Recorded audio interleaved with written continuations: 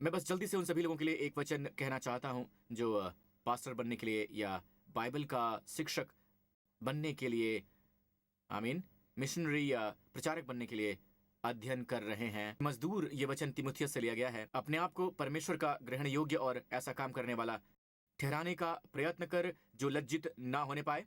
यहाँ धारणा यह है कि अगर आप सही ढंग से अध्ययन नहीं करेंगे तो आपको लज्जित होना पड़ेगा।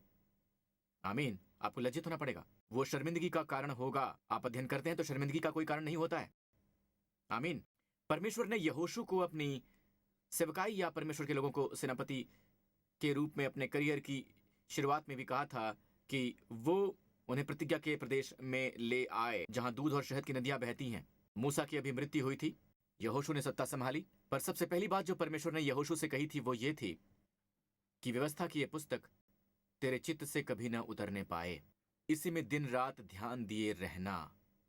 इसका परिणाम क्या होगा? ऐसा करने से तेरे सब काम सफल होंगे और तू प्रभावशाली होगा। अच्छी सफलता कभी भी तुझे तेरे परिवार से दूर नहीं करेगी। अच्छी सफलता दिन रात चार्ट को देखना नहीं है। जी हाँ दोस्तों, आमीन। जब तक कि आपकी आंखें सूज न जाएं, ये अच्छी सफलता नहीं है।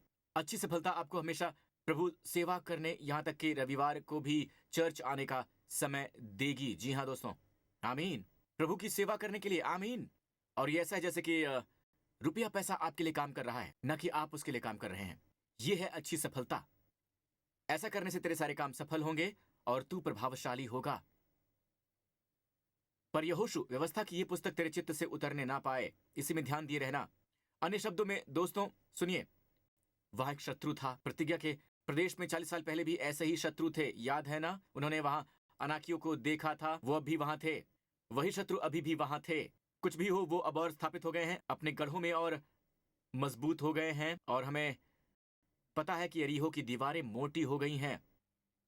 तो शत्रु वहां पर हैं, बाधाएं वहां पर हैं। ये उस समय, उस मौसम में और भी अधिक कठिन बाधा प्रतीत होती है, क्योंकि फसल की कटनी के समय यर्दन नदी अपने उफान पर होती है। यर्दन नदी को पार करने के समय के बारे में बात करें तो ये सबसे बदतर समय है। जी हाँ, सबसे बदतर समय है। इसलिए आपके सामने एक प्राकृतिक बाधा है। पर क्या आप जानते हैं, जो कुछ भी आपके सामने है, जो भी बाधा है, जो भी शत्रु हैं, तुम्हें शत्रु में लीन नहीं होना है। बिल्कुल नहीं, तुम्हें मेरे वचन में लीन रहना है। बिल्कुल शुरुआत से ही एक अगुवे के लिए कितना कमाल का निर्देश है ये।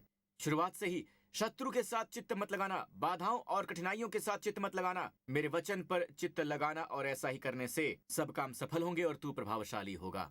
तुझे बहुत सारी सफलताएं मिलेंगी।